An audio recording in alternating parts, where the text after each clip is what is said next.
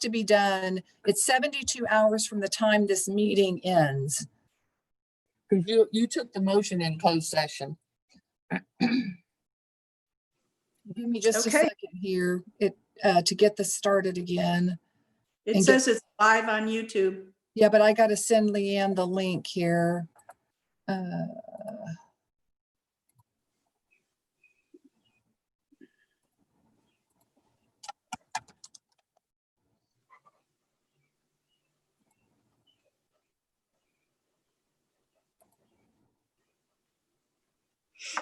I think.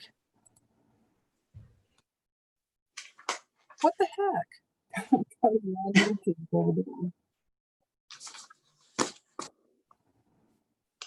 Okay, I'm sorry. This is wonky donkey. Okay, I think we're good now.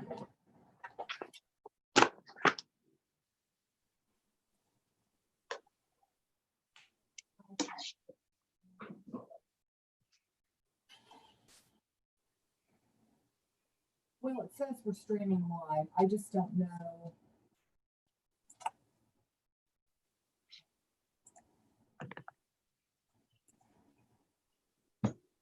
Okay, we're streaming live now, so we can go. We're good to go. Okay, minutes of the May 21st meeting. Has everyone read them?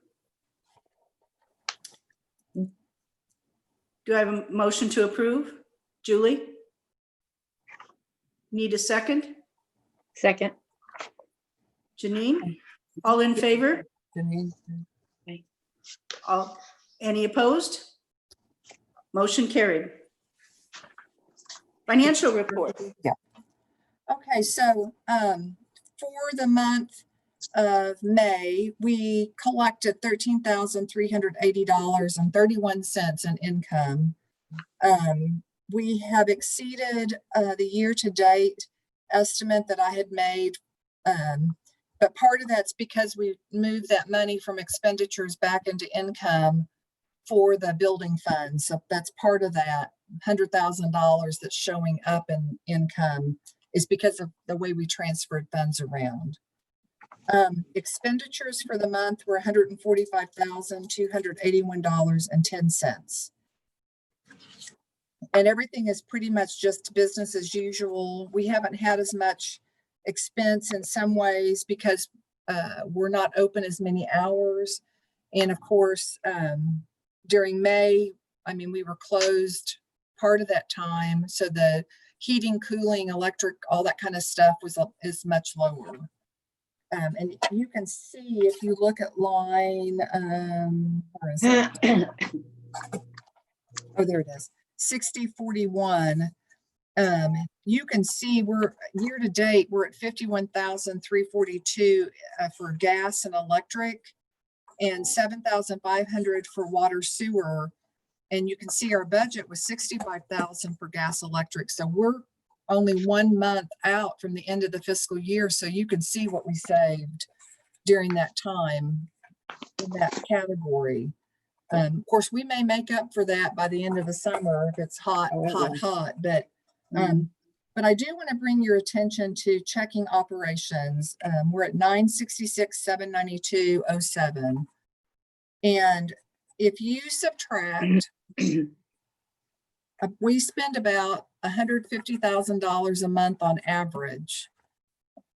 So by December, if you do that, we're down to about $66,000 for December, which is kind of scary.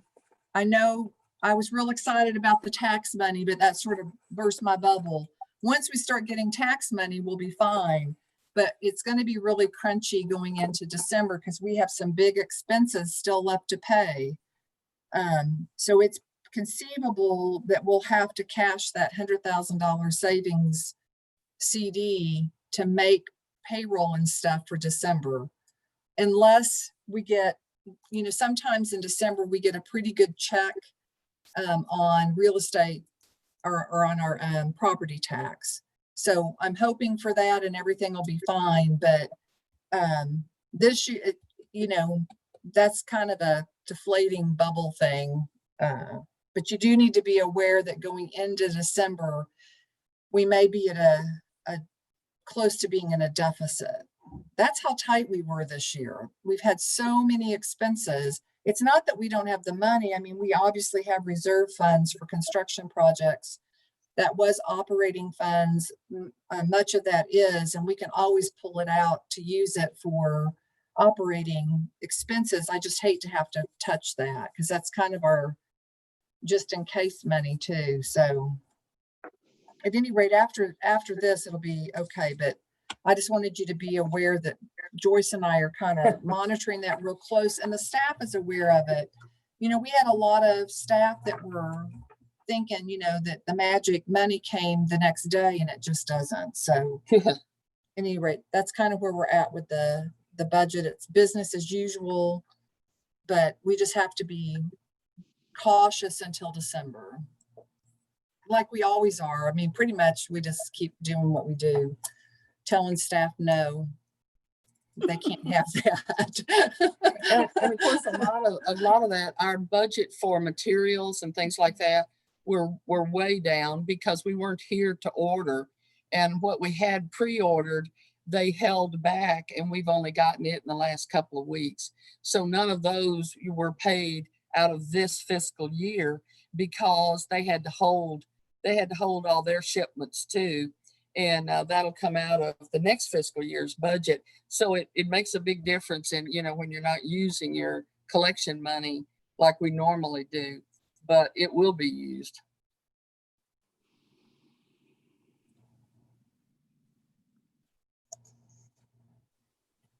Okay, need a motion to approve the financial report. Katie, second, Wendy, all in favor? Motion carried. Circulation stats.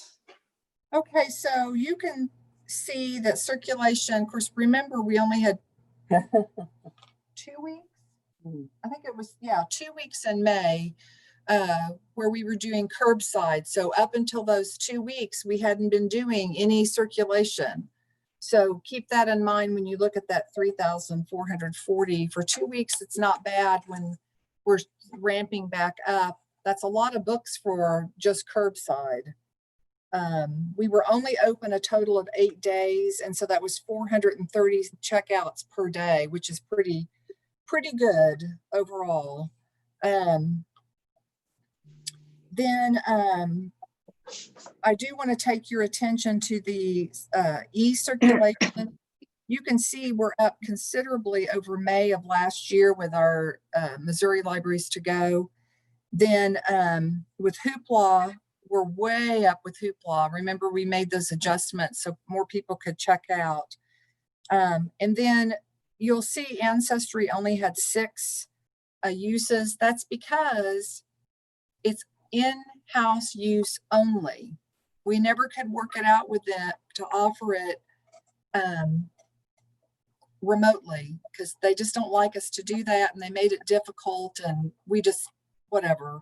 So we'll have to decide in the coming year if we want to continue with Ancestry or not. We'll have to see if customers really are using it enough to make it worth the almost $4,000 a year that it cost.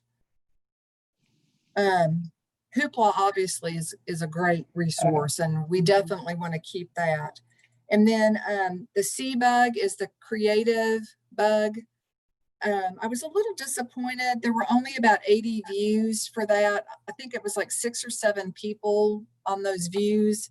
So I'm hoping we have it on our webpage now with a big banner.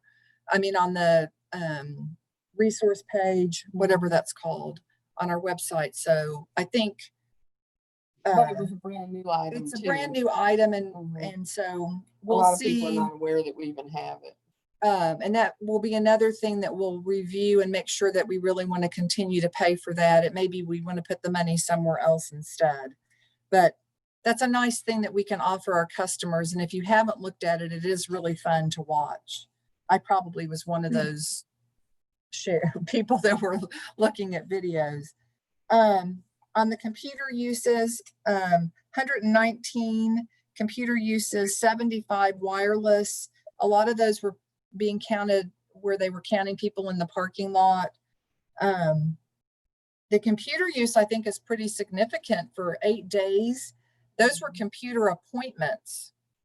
So that's pretty cool that we have that many people needing the computer.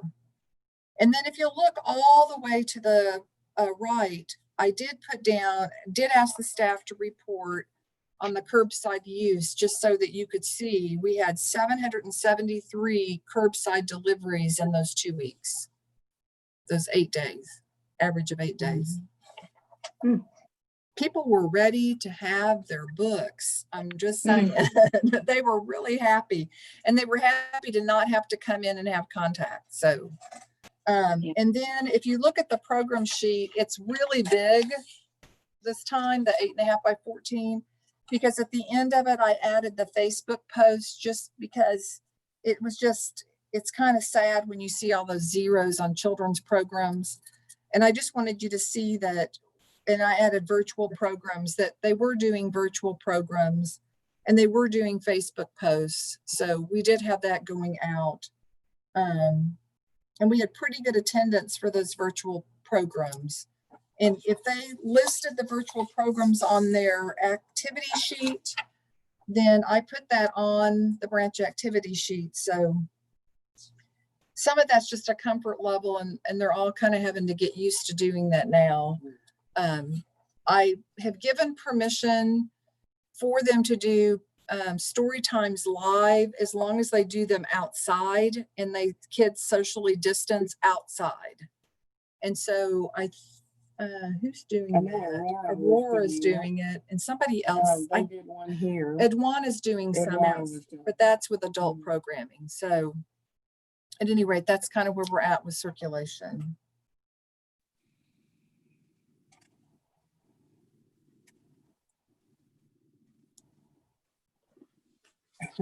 Okay, director's report. Well, I actually had a director's report this time. Staffing. We have gotten back into the swing of things with interviewing, and we started with Aurora. We hired Sydney Neal as a part-time library assistant. She is filling the position vacated by Sarah Cornell. And that's only 15 to 16 hours a week. They still have another position open, as I mentioned, and Grosskirth is undergoing cancer treatments, and she'll be out at least through the end of the summer, if not even into the fall. And so she has submitted her paperwork for FMLA because she did exhaust all of her paid leave, and I've gotten her documentation, so she's officially on FMLA leave at this point. But as I explained to her, we're going to have to fill that job because they've got to have, they were another branch that was working pretty short. And we had, Vicky was the only part-timer, and she was working some extra hours, so to make it work. So they interviewed, I think it was yesterday, for that position. And I don't know, I can't remember what the results were from the email, but she's sending me the paperwork and I'll review that. We do have an open position in Cassville for a part-time library assistant that was vacated by Sierra Gunter. And it's 32 hours, I believe. After talking with Cheryl, we decided we're just going to put that on hold until the end of the summer with the shortened hours for the branch. And also having Jennifer, you remember Jennifer works 8 hours a week there, and not having nearly the number of customers they typically have. She said they could hold off on filling that, which I appreciate given our budget crunchiness. So Monette, however, we've got to hire some people. So we started Tuesday. We did 2 interviews for library assistant, the clerical position. I've got one more next Tuesday morning. And then we've also slated a couple of interviews for the youth services position. And so I'm hoping with the couple that we're interviewing that at least one of them is going to really work out well. That we've got 2 good resumes. So please, keep your fingers crossed and hop on one foot, whatever it takes to get this filled with somebody that will stay with us and not leave. And then we hired Cynthia Gulick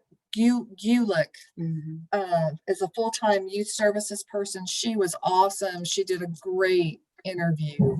I'm really excited. I know Cindy. I love her. She's so smart. She's a math teacher. I love her. Yeah, she was. Yes. Her background is in perfect. math. She got wonderful references. She's amazing. I would have to say that is probably the best interview we've had, the best prepared person and the best questions we've had in a long time. Good Christian woman too. She's an amazing Christian woman. She's great. She has a lot of experience working with her church, and she's done a number of children's musicals. I figure if you can plan and implement a children's musical, if you know anything about that, holy moly, then she can handle story time, no problem. Breeze. So, She's so great. I think that's going to be a real boon for Mount Vernon, particularly.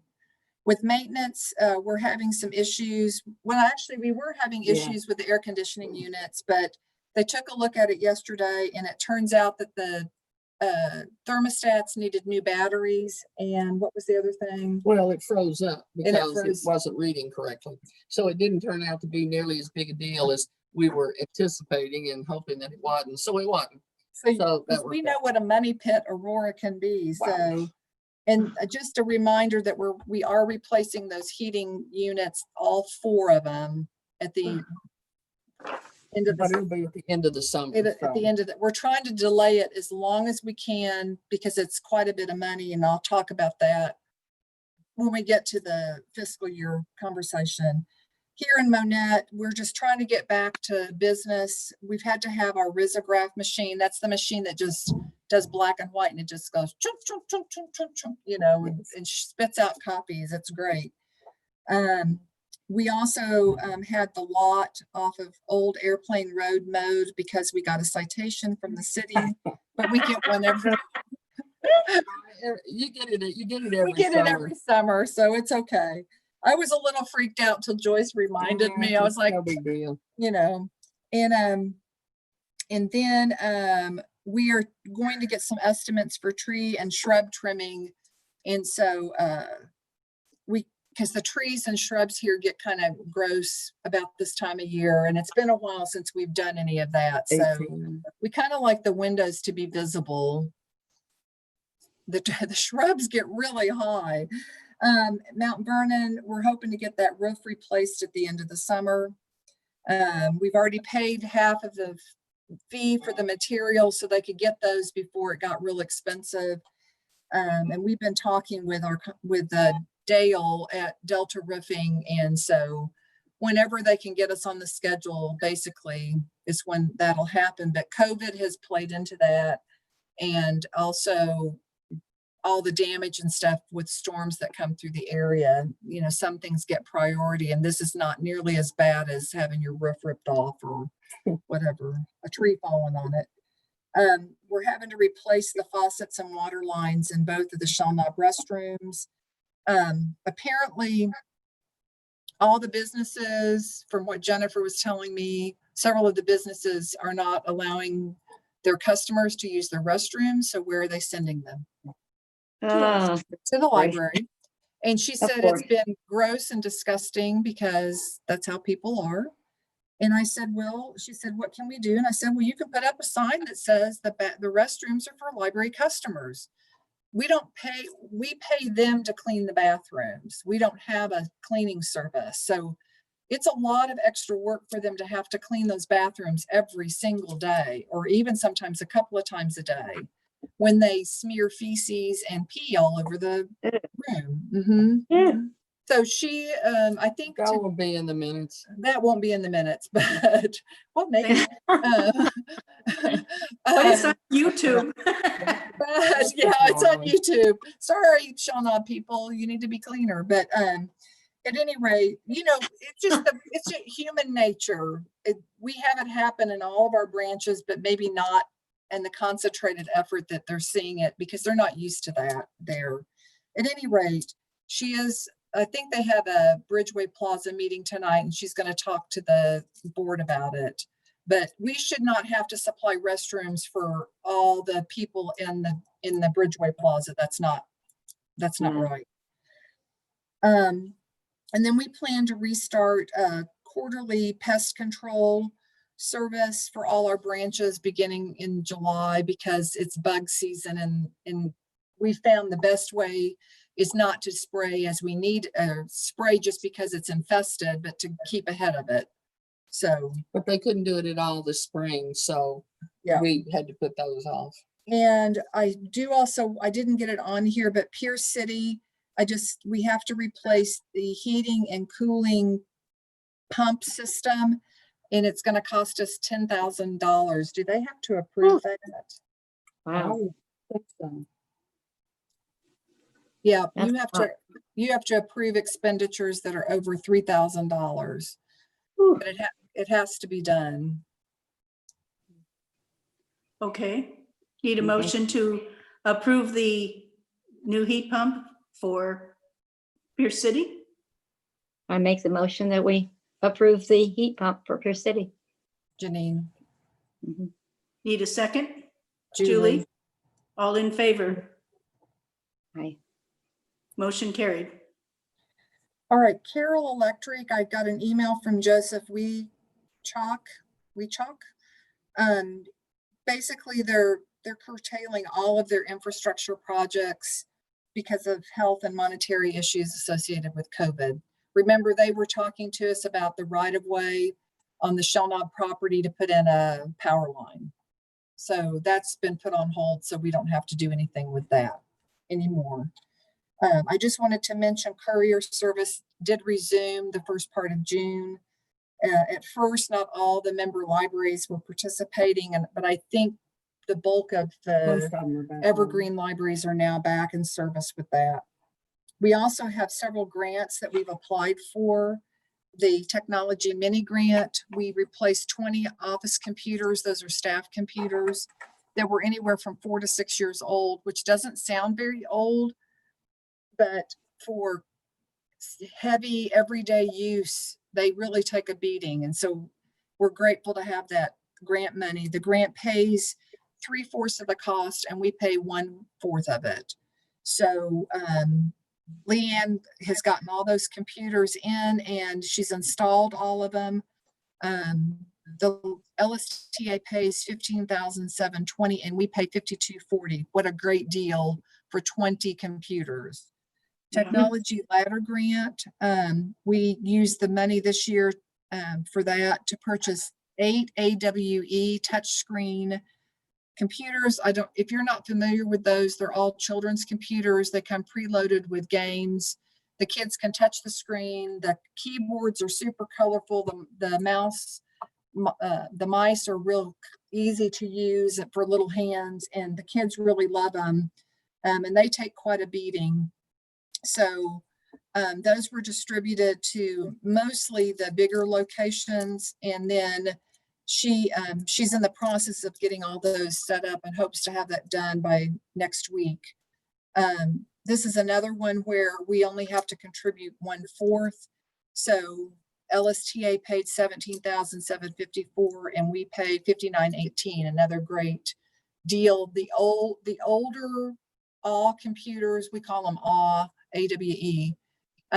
If they were in good enough shape, we'll be going to some of the smaller branches who don't have one.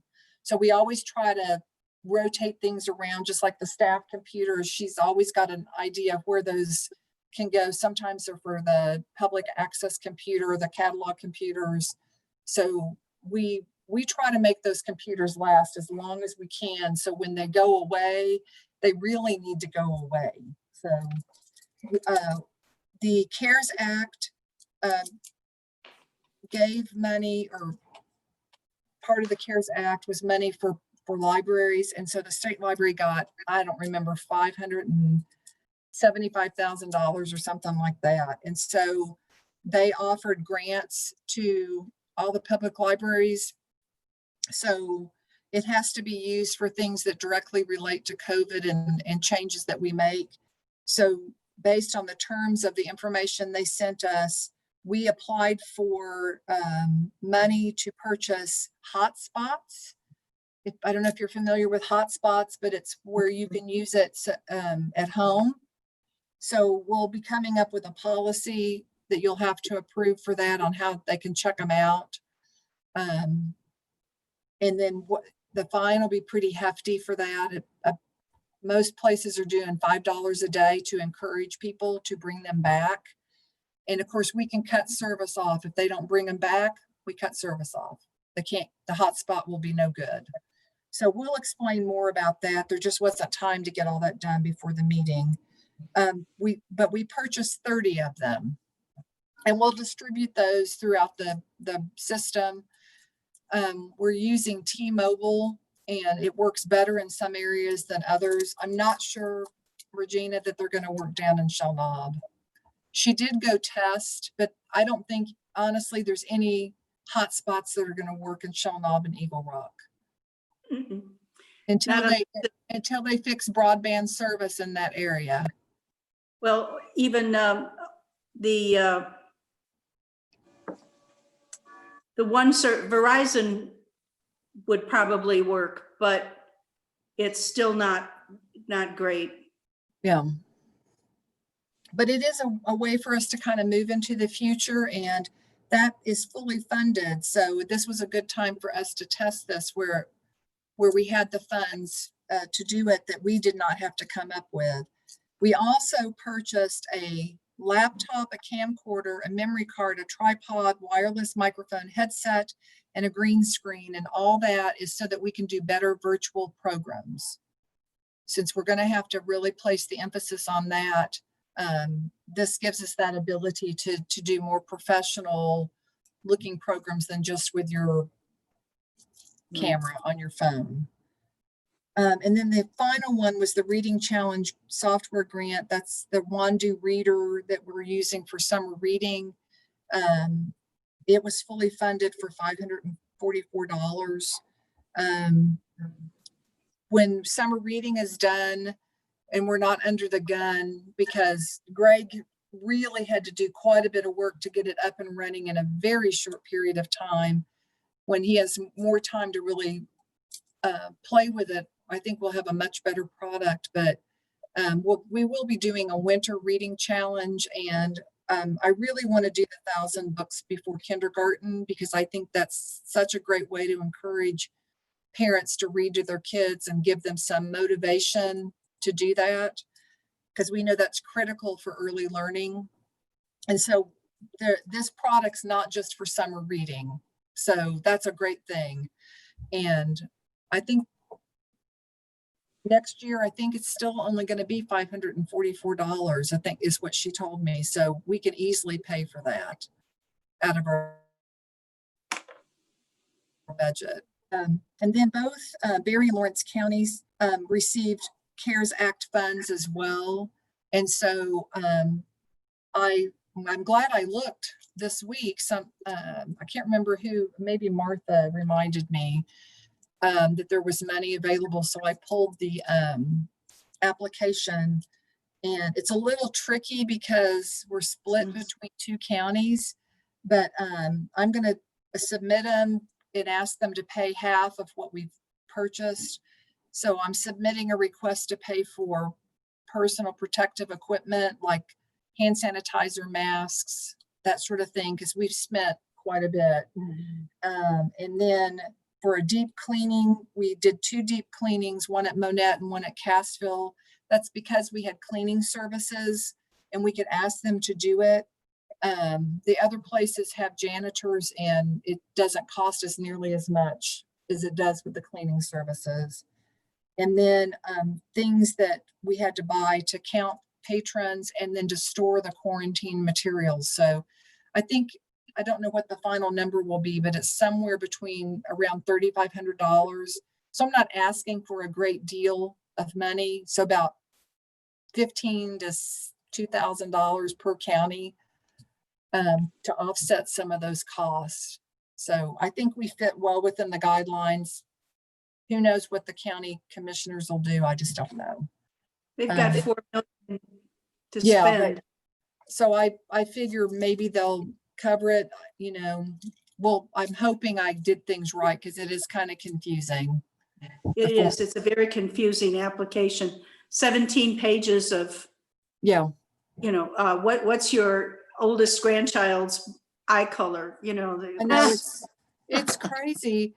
And the good thing is the application's identical for both, so I can just fix, you know, it'll work both places, but they want documentation to prove your need. I'm like, how do you prove the need when the CARES Act is for the COVID stuff? But whatever.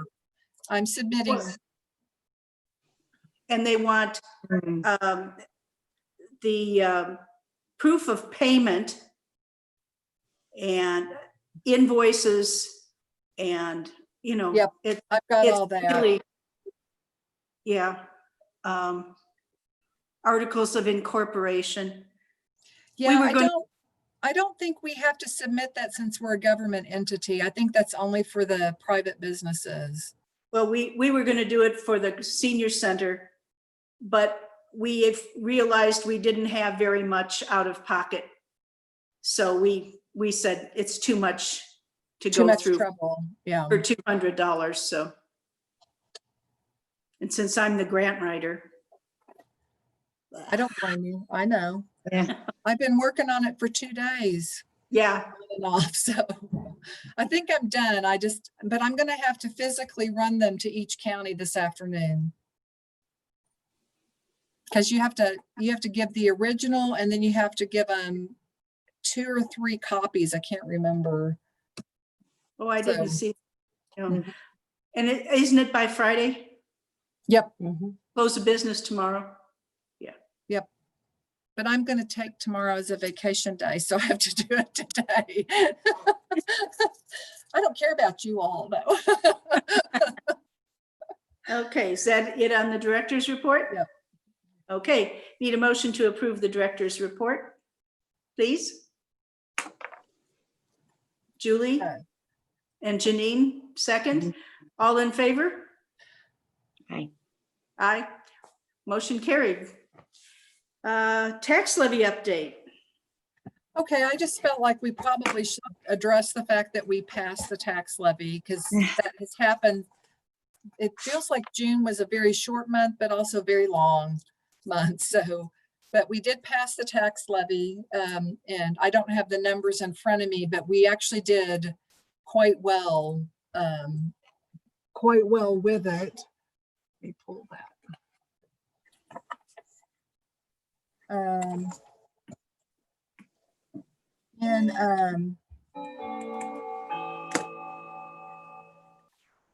I think it's Lawrence County, we had 2936 yeses and 1730 nos, which is pretty good. We passed in almost every precinct, except for the ones where you would expect it not to pass, where they don't have a library, like in Berry County, like in, I think it was, I can't remember what precincts, but at any rate, in Berry County, we had 1490 yeses and 1077 no's. So we did really well. I mean, I was really pleased. And we passed in every community where we had a library. And that was really heartening to see that as well. That's good. So I really think we did a good job. I think Greg did a great job in getting stuff out there and reminding people in the last few years where we've tried to have a bigger impact on the communities, more, FaceTime with them and so forth, I think paid off. So I think that's a good thing. But the hard thing is, like I've mentioned before, is the fact that we don't get the money the next day. It has to be certified, and then it's the new upcoming year where we'll see that money appear. And so the tricky thing right now is, how to tell the public that they're not going to see these great changes immediately. So there's, when we get to talking about the new budget, I have incorporated some new things in there, but, and there'll be things that are coming. So our message really is we have great things coming Right. to you. We're really excited, but right now we have to do business as usual. One of the things I did do that to kind of help us out and do planning is I contacted Paragon and told them that we really needed to have a long-term plan for building, renovating, and so forth. And would they help us with that? And so in July, at the July meeting, which we typically don't have a meeting in July, but that will be the focus of our meeting, they're going to meet with us by Zoom and present a proposal for how we can, over a whatever period of time we determine is best. I mean, we don't have all the details worked out. Let's just say over a 10-year period of time, for example, we'll renovate, update, build new, all the branches. That's kind of what we're looking at. So as we roll out the project for Monette, for example, we'll do Monette and maybe we'll paint and put new flooring and whatever we need to do at one of the smaller branches like Pierce City or Marionville or Eagle Rock or something like that. And then we told them that Cassville needs to be expanded, especially their meeting room. Mount Vernon, we either need a new building, we need to expand that building they're in, we need to renovate an existing building somewhere in Mount Vernon. And then Aurora, we got to do something about Aurora. We're pouring all this money into Aurora, it never gets fixed. And so it's really time for us to seek out a different location for that library. So they have no parking. I mean, there's things, it's like here, there's things you just can't fix on that site. You'll never have parking. It's always going to be street parking. So we're always going to have problems with the roof unless we take everything off. So they're going to help us determine what's most cost effective. And I've been impressed. They called yesterday and asked us some questions. And basically it was, you know, we want to save you money. So I like, you know, people that want to save us money. So, so that plan is coming with their help. So I'm kind of excited about that. And in rolling out Monette will be a little bit easier because I certainly don't want people saying you passed the tax levy to build Monette. And that's not true. It will help us with all building and all operating costs, but we're still going to have to fundraise to pay for major renovations. So that's kind of where we're at with the tax levy. I'm real excited that we passed it, but I'll be more excited when I see the money in the bank and I kind of know how to plan. Okay, farewell to fines. Okay, so here's what I would propose to you that, and we talked about this a while back. I don't know what I've done with my paperwork for it. Did I have all this paper and I don't know what I did with that one document. We talked about going fine free if we ever pass the tax levy. And so I had a paper, but I can tell you what the paper says. So, oh, I know where it is. Here it is. At the time we had that conversation, I did a little graph and you see all that orange is our income. And you probably can't see, but there's 1% little sliver of blue right here. 1% of our income comes from fines. I didn't run new numbers because that pretty much holds true every year. And so I would suggest that because we passed the new tax levy and we'll have additional operating dollars, that I propose that we go fine free from July 1 forward, including forgiving past fines to our customers, with the staff saying, thank you for passing the tax levy. We really appreciate it. You don't have to pay your fines. And then there's no fines moving forward. And we'll be in line with what many libraries are doing. They have found that they're actually saving money because staff is not having to, first of all, collect all that stuff. It's not having to be transferred between branches to collect it.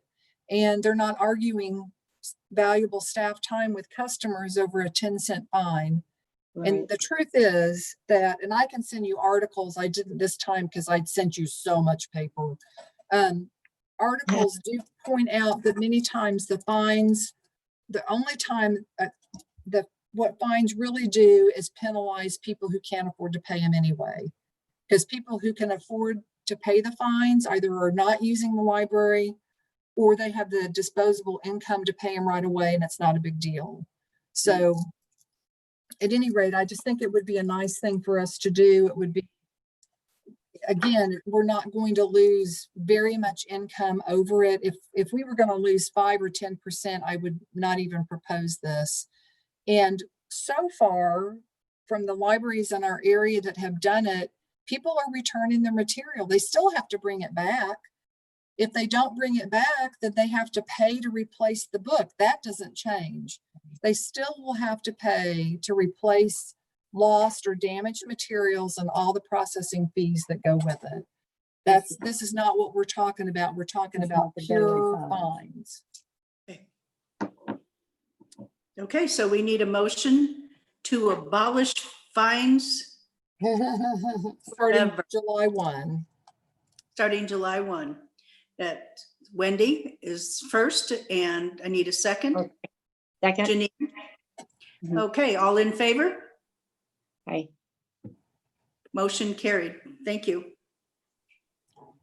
Review of COVID-19 procedure plan. This is really just a quick FYI. Don't think you really need to vote on it. I talked to are you okay, Gina? Yeah. Oh. Yeah, I just knocked over my, You were, Okay. you were My upside down iPad. there for a few minutes. I was like, oh my gosh, she fell over. Okay.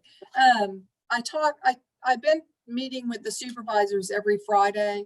And so every week I ask them how things are going. And now that we're at the end of the month, because I said in my press release that we would discuss this and make any changes that are necessary, I asked them how things were going, if they had enough leeway to let people in the building, if they were hitting their limit and so forth. And only 2 or 3 locations really were saying that, we really need to have an increase. And if you remember, I did the formula about how many people could be in a building, and then we divided it basically by 4 to account for the amount of stuff that we have in the building. So increasing patrons by a couple in some of these locations was really not a big deal. So we upped Eagle Rock and Miller from 4 to 6.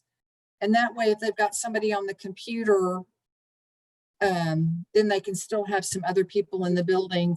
And knowing the size of those branches, I think they still can socially distance with that number of people. And then we upped Monette and Mount Vernon from 10 to 15. And again, I think that's not going to be a problem. And we're still well within the guidelines of what's recommended for number of patrons per location. The other thing we did, they really weren't seeing seniors coming in and using that first hour at all. And so they didn't feel like that was something we needed to continue to do. And then they were already making so many exceptions with the family members because they didn't, if somebody showed up with 4 kids and they had room in the building, I told them they could make an exception as they needed to. So we just took that out because it's not really been a problem. Nobody's really having to wait because a family of 5 came in. So that seems silly to leave that in there. So those are the changes that we're making. I let them go ahead and start that this Monday. So I think we're in good shape with that. Otherwise, I don't really have any suggestions, except I do need to talk to you about meeting room use. So I still think I still think that we should have meeting room use suspended indefinitely, because that's a lot of people to have in an enclosed space. You know, our meeting rooms are not that big anyway, so that you couldn't have more than a few people at any given time. And a lot of our meeting rooms are being used to store furniture and children's toys and stuff, because that's the only place to put them, and the quarantine material. So makes it kind of difficult. Like, where are we going to put that stuff at Mount Vernon? There's nowhere else to put it. So we interviewed there, but it was, you know, it was kind of a challenge, not the ideal interview situation, but it worked. But so I don't want to change that, but I have been getting some requests to use the meeting rooms for one-on-one meetings. So I have I believe it's a social worker in Cassville who comes in, who has come in the past, and he meets with clients one-on-one, and he has asked for permission to use the meeting room for that. I don't really have an issue with it. I just didn't want to keep, this would be our third exception. So I'd rather have it as a rule than an exception that will allow some one-on-one as requested. He's got a plan that he only will allow the client to come in, meet with the client, and then everybody else has to wait in the car. He'll have hand sanitizer and all that stuff available. So he's got it all planned out, and he's not doing it until I think the latter part of July anyway, which gave us plenty of time to discuss it, and I'll call him back and let him know one way or the other. He understands if we can't do it, but he's in Springfield, and he has a lot of clients that are in the Cassville area, and it's not going to count against their numbers upstairs, and it's not really a meeting. Right. How do you all feel about that? Are you okay with me making exceptions on a case-by-case basis, depending on what it is? I think so. I think so too. I just It's a wanted to make, service. yeah, We're not doing any entertainment we're not doing any use of the programs. We have a lot of people who've not been happy because they can't have their chamber meeting, or they can't have their, I'm like, well, you didn't have the meetings for 3 months. What did you do? I mean, you'll have to find another location to do it in. I'm sorry. Yeah, Just like we have. Yeah. Right. So. Is it, does this guy not want to rent a spot? What's his No, deal? he's Joyce, Cheryl said he's just always used the library. People know where it is, and they're, I can't remember, honestly, I don't have his stuff in front of me to remember exactly what he does, but. Well, a lot of it are like, some of them are counselors, some of them are probation officers. Some of them meet with Department of Human, Services for families. And so they have to interview people for those services. And usually it's just one person at a time they're interviewing, but they have to do it in private. And of course, we have a lot of places they don't have a meeting room, and you can't do it out in the public. You have to have some privacy. I'm sure. So it's always worked in the conference rooms before. I'm sure he could find another space, but if we can make it work, then it looks good for us to be able to work that out with somebody when it's not a meeting. I made it clear it cannot be a meeting. And so, Well, Cassville's kind of suited for that, isn't it? Aren't they going around, going in down through the basement? So you guys that aren't familiar with Cassville, they don't even have to go in the main part of the library. They're around in a Right. different It's standalone the with meeting room is on the lower level. They have parking down there, so bathrooms. they will have no contact with the general public. And we're not using the meeting room anyway, so there's no scariness associated with spreading COVID or any of that. Easy to clean. If that's, they would have to clean the room after they're gone, but I think he only meets with them once a month, so we're not talking every week. I think that's good. So the only other exceptions we've made is we allowed Pierce City to still be a polling place. I didn't know how we could not do that. And Which is when we found out the unit quit working and they had no air conditioning. oh, bless their hearts, they did that whole election day with no air. It just is what it is. And there was another one at Cassville, but I can't remember what it was now. I know it was the census workers. Hmm. And since it was a government thing, I went ahead and allowed them. But again, it was where they were just picking up equipment. But that's why I was like, I'm making exceptions, but it's not for meetings. It's for one-on-one, in and out. They're not staying stuff. So if Okay, we weren't open at all, it would be a different case. Or if we continue to see increases in cases, we're going to have to talk about what we're going to do. But right now, I think we're doing what we can. Okay. sounds good. Did you get the letter from the commissioners? No, did you get one? I did. No, Julie did, I know. I no, I did. didn't. Okay, so I'll have to call them because the end of the month. We haven't gotten any. Unless it came, I didn't go get the mail the last couple of days, so. Okay. um, Mine but- came last week. Yeah, Lawrence County, they're really good. They even Yeah. called to confirm that you really wanted to be reappointed. Well, I called them. Really? Yeah, I was like, yeah. She's doing a great job. Leave us alone. So that's the first time they've ever done that. I thought that was interesting, but I appreciate, it's nice to have the contact. And so, yeah, I got your letter, Julie. It's Regina's that we haven't gotten. Okay. Report of the nominating committee and election of officers. I don't know who the committee is, so. I know. I said I would serve, and Wendy, did you say you would too? Yeah. And Sure, I let's will look. pending my reappointment. Okay, so the president is still Gina That's the Yes. recommendation of the Yes. nominating committee, yes. and vice Yes. president is who? Wendy. Wendy, Wendy, then- yes, And then Julie's secretary treasurer. Okay. if that's okay. And after Sounds great extensive to me. discussion, So are you for the nominating committee?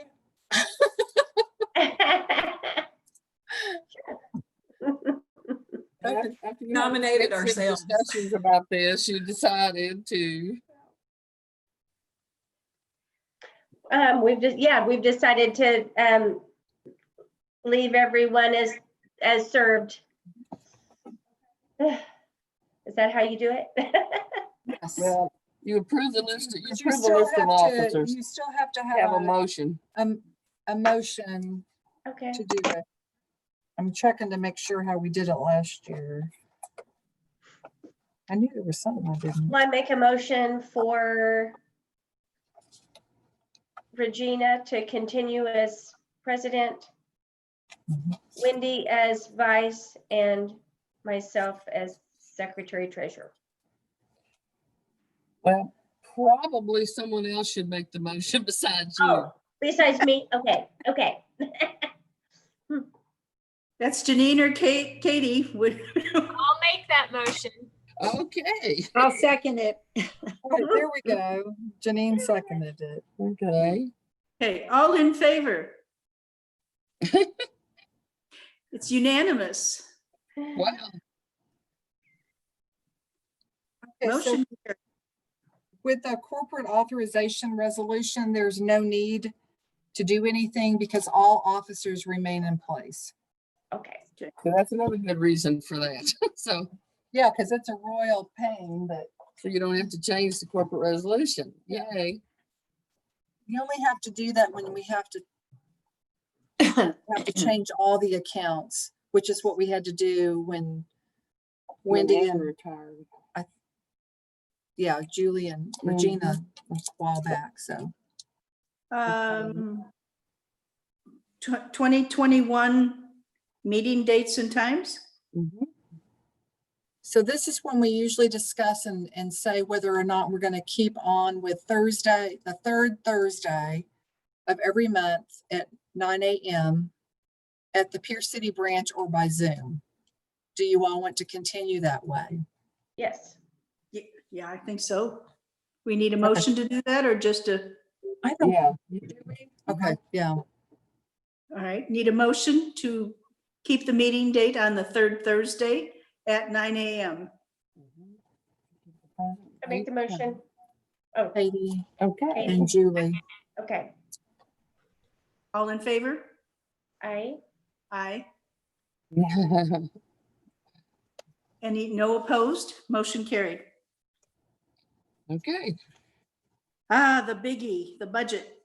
The budget. So I'm going to try to go over this pretty quick because as I've said in the past, for those of you who've been on the board for a while know, we have to have a budget in place by the end of the month, which is next Tuesday.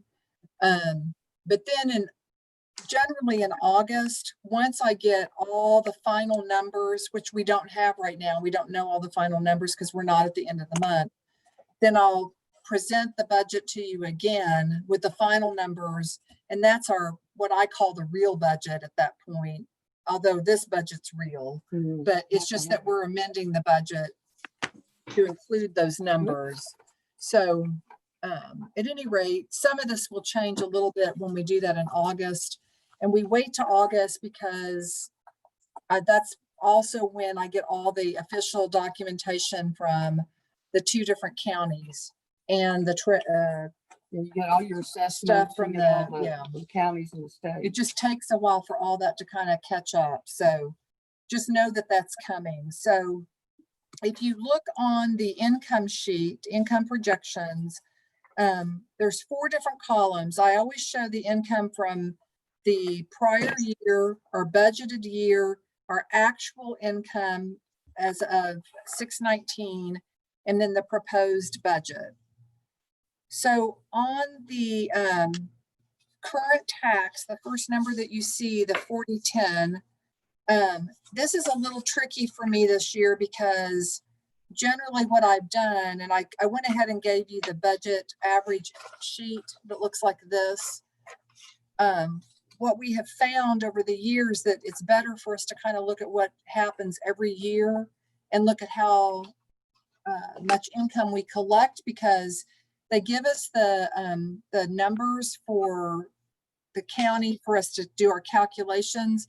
But just because it says that we should get $1.8 million doesn't mean people pay their taxes and we actually get that much in current tax. So this year it's a little bit more difficult because first of all, we've had a lot of new building going on in almost every community. That is going to affect how much we're able to collect as well.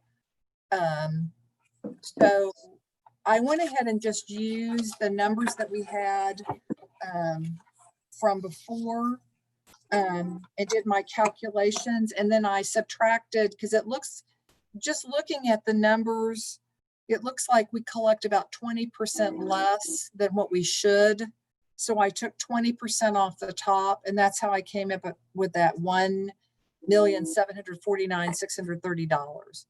By the time we do this again in August, I'll have actual numbers to work with, not just last year's numbers, which is what I used. I hope that makes sense. Right now, I'm just kind of shooting in the dark because I'm not sure. The rest of them, I'm pretty sure with. I mean, the delinquent tax, we collect a little bit more, a little bit less depending on the year. So it pretty much, I just left it around 100,000. The M&M surtax, it doesn't change too drastically, but it does fluctuate. The financial institution tax also fluctuates. And then the R&R and utilities, you can see it fluctuates. We actually collected quite a bit more than I estimated. And you can see the year before, the red numbers are where it was less than what we had estimated. So it's, again, I'm sort of shooting in the dark, but those are the numbers that I used. On the state aid, the A&E and the tax, the state equalization, it is probable that the governor will withhold all the funding that we have for libraries because, 1% of the budget is important to withhold. I don't know. They really don't give that much to libraries in the greater scheme of things, but for some reason, we're always one of the first things that goes on the chopping block. So at any rate, the state librarian told us not to count on any of that money this year.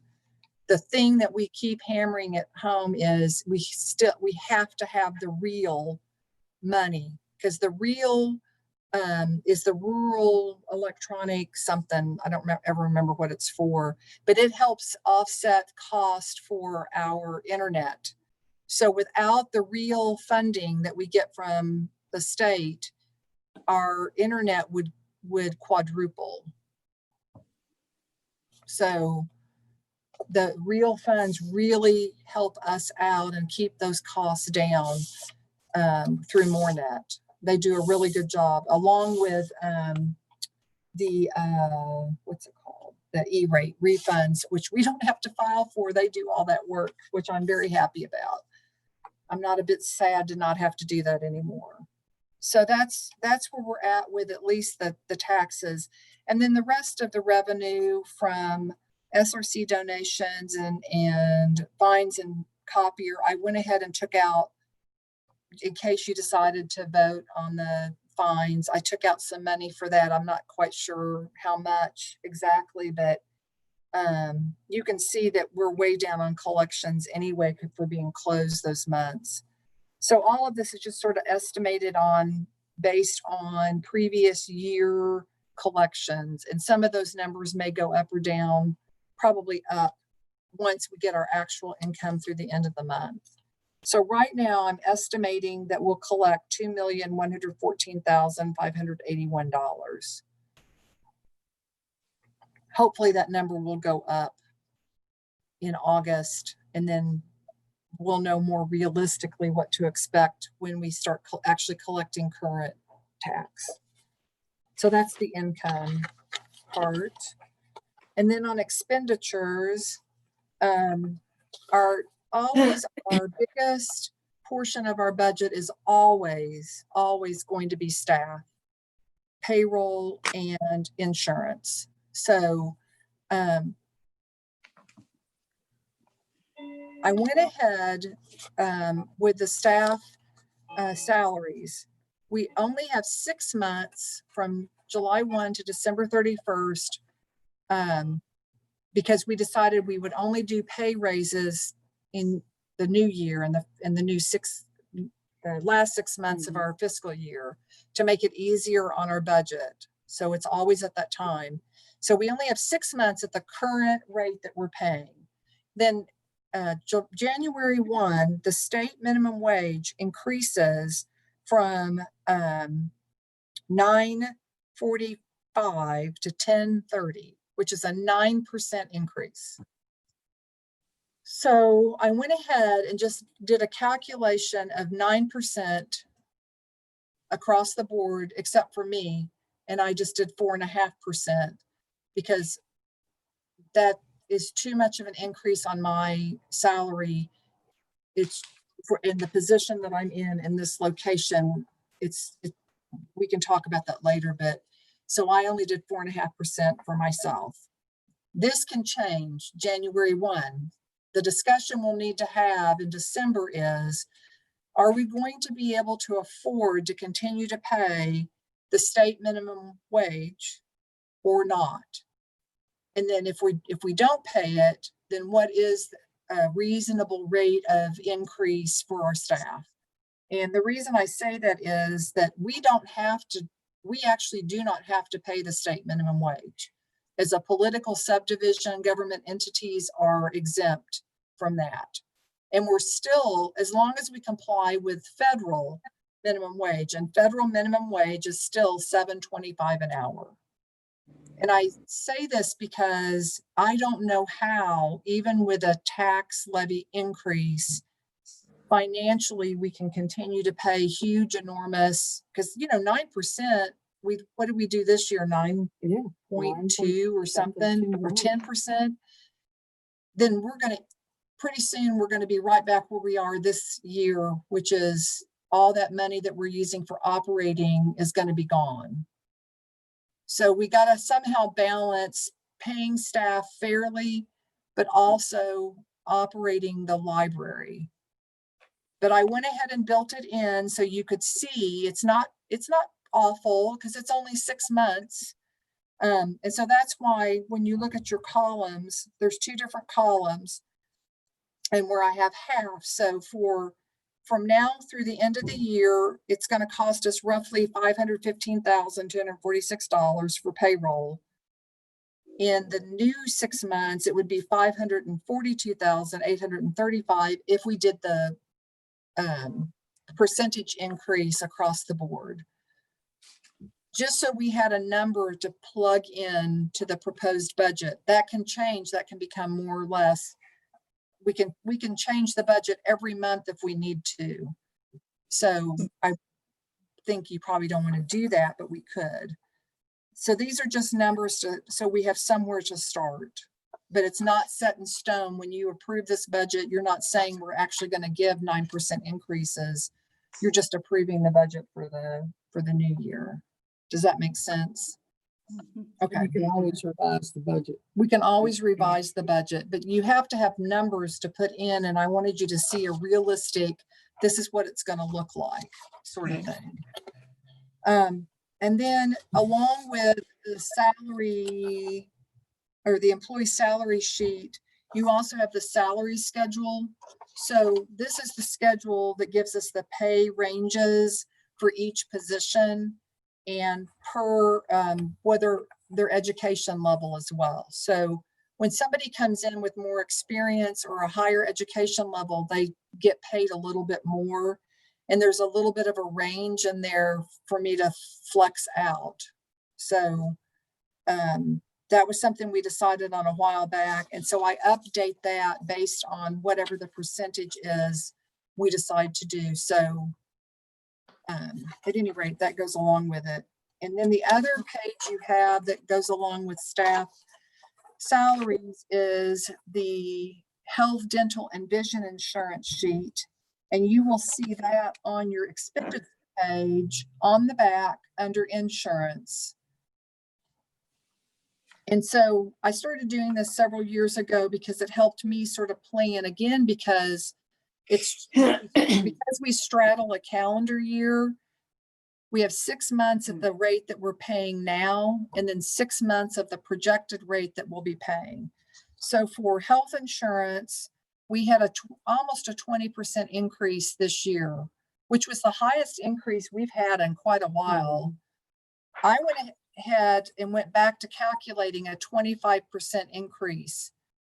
So we could have, we just don't know until it's time for contract negotiations with our carrier in the hospitals in this area, how that's going to really play out. And you can see we have an older staff and we're paying over $1,000 a month for over half of the staff on insurance. So did go ahead and calculate a 6% increase for dental. I did that last year too. And then we ended up not having any increase at all, but you have to calculate an increase just in case. Vision has not changed. So I just went ahead and left vision the same. It's not changed in the last 4 or 5 years. And it's it would be nominal, even if they increased it. We pay so little for vision insurance. It's not going to play with our budget too dramatically. So, and I do know that I do subtract for the employee contribution. So along with this, you could do it now, or we could tie that in with pay increases, but we probably do need to decide if we're going to continue to have employees only contribute $100, or do we need to have them contribute more to offset some of the costs that we're having? I would say that's something for you to think about, and we could make that decision in December when we do the pay increases and we see if we're going to have a huge increase or not. But I do think we're kind of at that point where you've been very kind and generous every year to continue with just the $100 contribution. But I think we might be at a point where the employees are going to have to contribute a little bit more. We've never changed it in 13 years. Yeah. So that's just something to kind of put a bug in your ear. So we're looking at $188,345 for insurance for our full-time employees. So that has to be considered in pay increases too. That's, it's a pretty good chunk of money every month. I'm glad I don't have to pay that out of pocket. I'd probably have to eat. Well, I probably wouldn't, but we have employees that wouldn't be able to eat.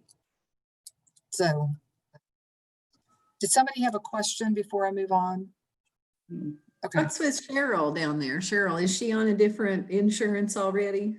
Cheryl Some of our, Williams, yes, stay the on ones school? that who on here, Cheryl, Verna, no, she's on it. They have insurance through the school, and so they don't have the insurance here. And then Joyce Reed and Joyce Frazier are both on Medicare. Mhm.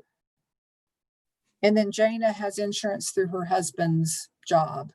And so those are all people we don't have to pay insurance on, because, or our cost would be a whole lot more. So, and every year they have the opportunity to add on. I mean, Jana's thought about that several times because her husband's insurance is so expensive, or they're out of pocket, but she's never come on during the time that she could at the end of the year when we have open enrollment. Okay. But she still has dental and vision? Yeah, all full-time employees, it's an all or nothing plan. We pay for all full-time employees. And Okay. actually for the staff that have Medicare, since that's really not part of the plan, they all really like that. And we still Yeah. have Jean Berg and Pat Skinner down in Shawnee. They both are retirees and they're both in that plan, but they pay 100% of that cost of the dental. It's a reimbursable, but that was something Jean set up for retirees. Yeah. Have that. Yeah. It's a COBRA thing. You can choose to take it or not. That's right. It is it's Mhm. COBRA, even though it's years, it's COBRA. So, okay. So, everything else is fairly cut and dry. You have a sheet here called the budget item breakdown. That's for categories where we have multiple things that go into it. So I want to draw your attention to the 6072, which is databases. This is, other than the building renovating costs, which I didn't estimate anything because I don't know what that's going to be yet. One of the big things I think we need to offer to our customers is more money into those databases and into e-material. So under database, you'll see $3,500 for Ancestry. This year, Cassville paid for, out of Peterson Family Trust, they paid for Creative Bug. But next year, that could come out of our budget. Hoopla, I increased a little bit. I think we're gonna, for right now, we're gonna leave it with the 10 checkouts and kind of see how it goes, since that seems to be working, and I had upped our monthly limit. And then I had considered RB Digital and had been talking with them, and RB Digital is recorded books. They have a lot of contracts with authors that nobody else has. They have exclusives. And so I thought this would be a good way for us to round out our offerings. They also have a streaming service where it's a pay per use like Hoopla. And they have Acorn TV, and I can't remember, I don't know if you're familiar with Acorn, but it's the British shows. And I think it was like $2.99 for a customer to check out Acorn TV for a whole week. They could watch all they wanted to in a whole week for $2.99 out of our pockets. I thought that was kind of cool. So at any rate, I told the representative that we would not be able to do anything until the new calendar year because of money. Well, come to find out yesterday, was it yesterday? No, Tuesday. Overdrive announced that they're buying RB Digital. So I put $20,000 in there, but I don't even know how that's going to work, if they're going to absorb RB Digital and use their pricing model, Overdrive's pricing model, or if they're going to continue to use, I don't know how that's going to work. RB Digital also owns Zenio, which is a magazine service. So we'll have to see how that merger happens, but I'm going to go ahead and leave it, because even if they go with the Overdrive pricing model, we'll probably want to have some extra money to put into that. So, and then the Wando, I want to make sure that we continue to pay for Wando Reader. And it may be there's some other, like there are some learning language things that are databases. So if we wanted to convert the RB Digital over and do Mango languages, or what's that new one they keep advertising on TV that you were talking about? There's one that they keep advertising all the time on TV that some libraries have gone with. I can't remember what it's called, but at any rate, we just lost Julie. We lost Julie. She's got to come back or we can't vote. At any rate, I can still tell you the information. Well, we still have 5, right? No, we only have 4. Ooh. Yep. Uh-oh. Hopefully She may have run out of Zoom time. no, we have unlimited time. Okay, good. Yeah, we're way beyond 45 minutes. So that's the free, we would have had to restarted the Start meeting. over. Yep. Start over. So that's kind of where we're at. Gina said she was excited to hear what new plans I had, and I kind of got squashed because I didn't know what we were going to do for the budget. But I think where we want to put some money is in materials, more, buy more books, more DVDs as we can, although DVDs are starting to get kind of scarce and hard to find, especially right now when they're not releasing things that they had planned to release. But and then into our digital services. So more to come about that, but I at least have an estimate. The rest of this is just pretty much estimated on our use over the year and where I see us going. Excuse me. With, like with operations, telephone and gas and electric, it's pretty cut and dry. And then our insurance is pretty cut and dry. There's Julie, yay! And programming expenses. So the bottom line is I estimated that our expenditures would be $1,962,403.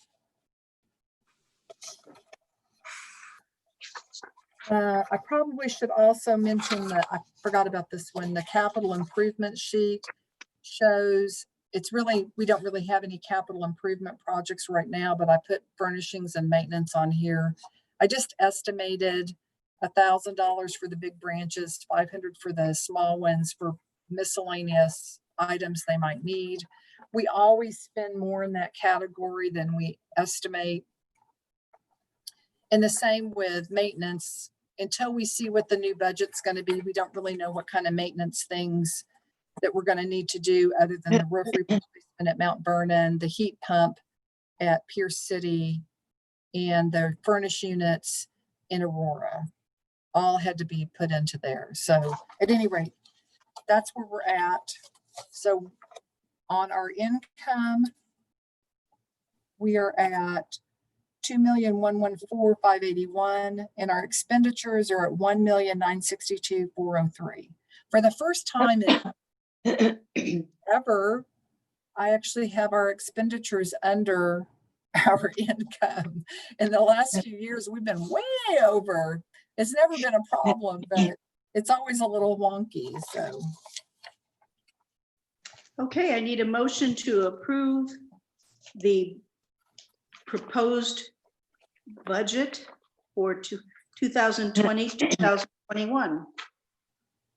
I make a motion that we approve the budget for 2020 and 2021. Second, who's going to second? Wendy? All in favor? Motion carried, unanimous. Public tax levy hearing date. okay, so we always have to have a tax hearing date to set our tax rate for the coming fiscal year. And we always do it in, I can't remember if we're required, but we always do it in August. And so, Yeah, I think it is required. I can't remember it would be the third Thursday. Sorry, I didn't have my date set up for that. It's always right before your. It would be the 20th of August. It would be our third Thursday. So that would be we always do it at the very beginning of the meeting. Okay.